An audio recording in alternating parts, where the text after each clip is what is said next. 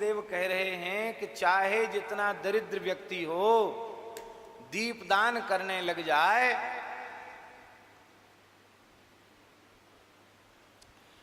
चाहे जितना दरिद्र व्यक्ति हो दीपदान करने लग जाए तो फिर उसकी दरिद्रता नहीं रह जाएगी।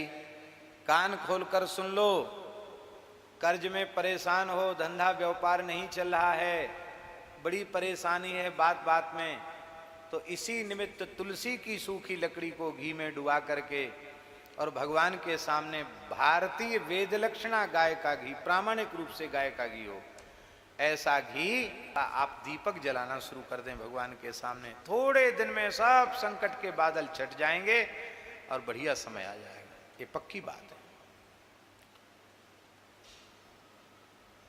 इसलिए महाराज जी लिखा है कि रमा वृद्धि करम नृणाम, दीपदान से लक्ष्मी वृद्धि होती है।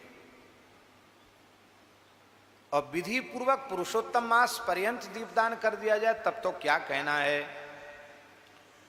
वेदोक्त जितने कर्म हैं, वेदोक्त जितने दान हैं, वो सबका पुण्य एक साथ मिला दिया जाए और पुरुषोत्तम मास में एक बार श्रद्धा पूर्वक दीपदान कर दिया जाए तो पुरुषोत्तम मास के दीपदान के 16वें अंश की बराबरी वे सारे शुभ कर्म दान पुण्य आदि मिलकर नहीं कर सकते। इतनी महिमा इस महीने में दीपदान की है।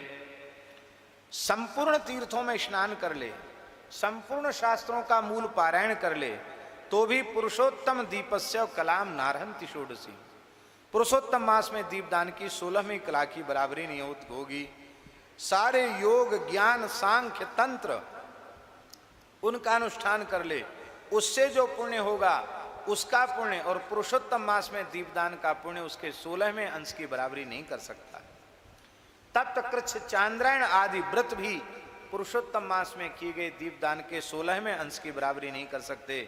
वेदों का अभ्यास, गया का श्राद्ध, गोमती का सेवन, ये भी पुरुषोत्तम दीप की 16वीं कला की बराबरी नहीं कर सकते।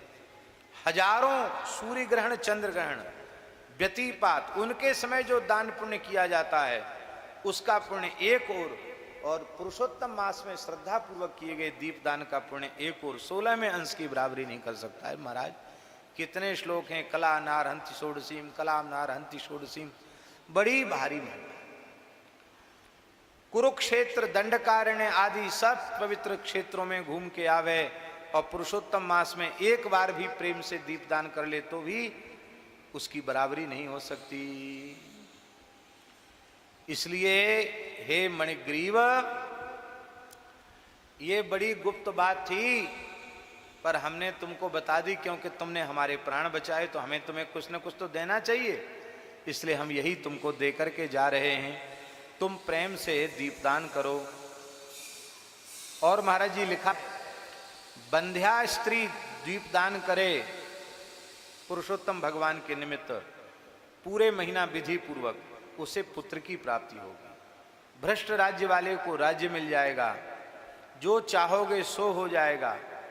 कोई विद्यार्थी को विद्या की प्राप्ति, सिद्धि की कामना वाले को सिद्धि की प्राप्ति, खजाना हमारा बढ़ जाए ऐसी किसी की इच्छा हो तो उसको खजाने की प्राप्ति, और जिसको कोई कामना न हो तो मोक्षार्थी मोक्ष मापनुयात्, मोक्षार्थी को मोक्ष मिल जाएगा।